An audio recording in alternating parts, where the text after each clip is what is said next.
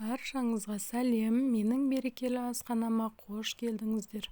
Бүгін сіздермен гүл манты жасайтын боламыз. Ол үшін қамырымызды бірінші илеп алатын боламыз.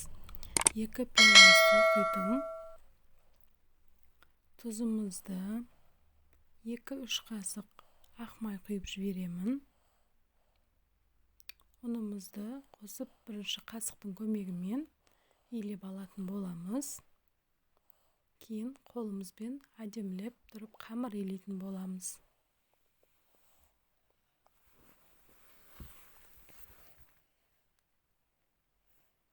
Қамырымыз қатты болып кетпеу керек.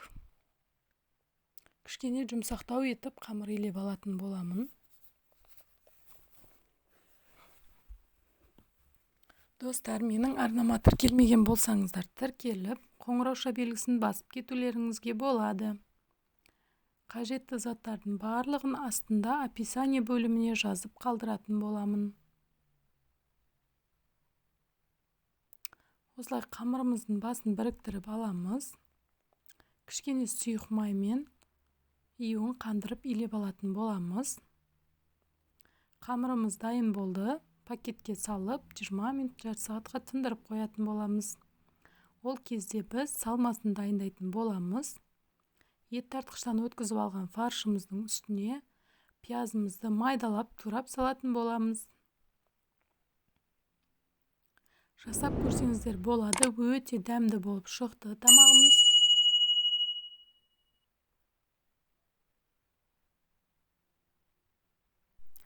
Достар, менің YouTube арнама өтіп, сол жерден қажетті рецепттерді көріп жасасаңыздар болады.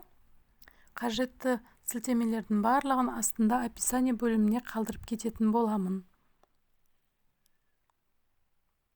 Ол жақта көптеген рецепттерім бар, банкілердің жабылулары, әртүрлі тамақтардың рецебімен бөлісіп кеткенмін. Сол жаққа өтіп көрсеңіздер болады. Пиязымызды турап алдық, майдалап. Енді картошкамызды осылай үккіштен өткізіп алатын боламыз. Өздеріңіз шамасына қарап қосатын боласыздар.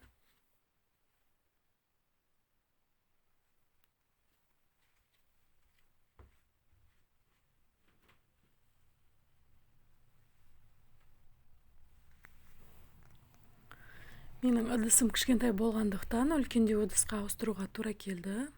Картошкамыз көп болып кеткендіктен мен қалған алып қалатын боламын. Бұның ішіне кішкене тұзымызды, дәмдеуіштеріміз қосып аламыз. Қара бұрыш қостым, тұз қостым. Сіздер өз қалауларыңыз бойынша дәмдеуіштер қоссаңыздар болады.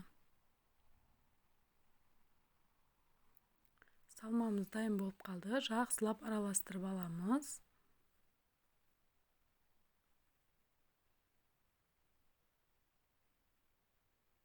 Салмамыз дайын. Енді қамырымызды жайып алатын боламыз.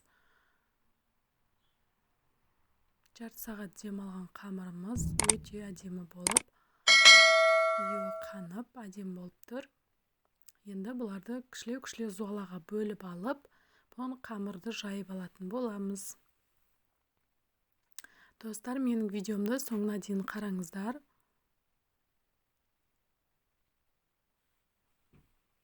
Осылай қамырымызды доп-домалақ етіп жайып алатын боламыз. Достар, мен Instagram парақшамды да қалдырып кететін боламын. Ол жаққа өтіп, тіркеліп алсаңыздар болады.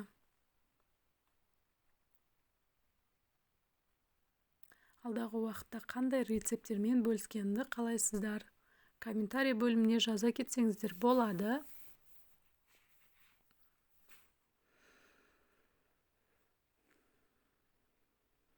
Қамырымыз өте әдемі доп-домалақ болып жайылып жатыр. Оқтауымызды екі шетінен баса отырып жайсақ, қамырымыз әдемі болып шығады. Және июі қанған қамыр жақсы жайылатын болады.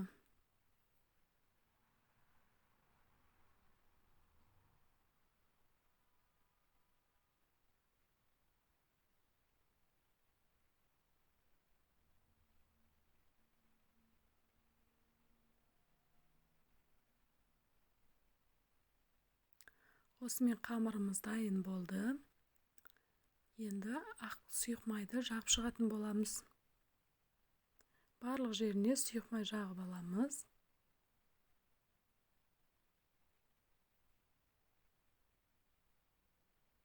Барлық жеріне біркелкі тию үшін мен осылай жасап аламын. Енді қамырымызды осы дәл видеодағылай етіп кесіп алатын боламыз.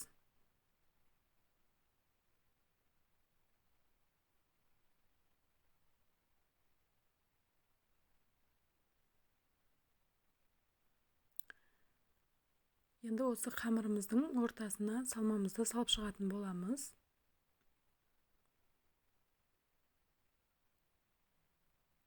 Барлық қамырдың ортасына осылай жіңішке етіп салып алатын боламыз.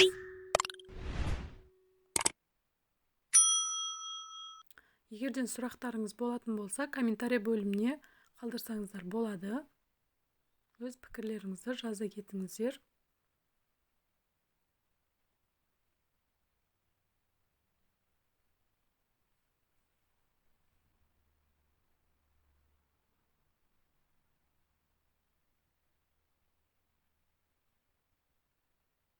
Салмамызды барлық қамырларымызға жайып салып алдық.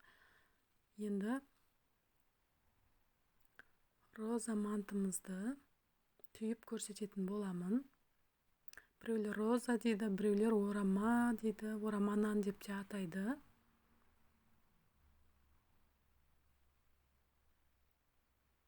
Жасап көріңіздер достар, өте әдемі болып шығады екен.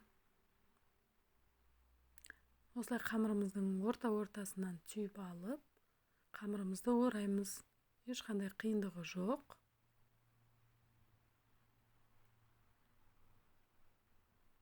Егерден қамырларыңыз дәу болып кететін болса, ортасынан кесіп алсаңыздар болады. Розамыз қатты дәу болып кетсе, әдемі болмай қалады екен. Осылай орташа етіп жасап аламыз.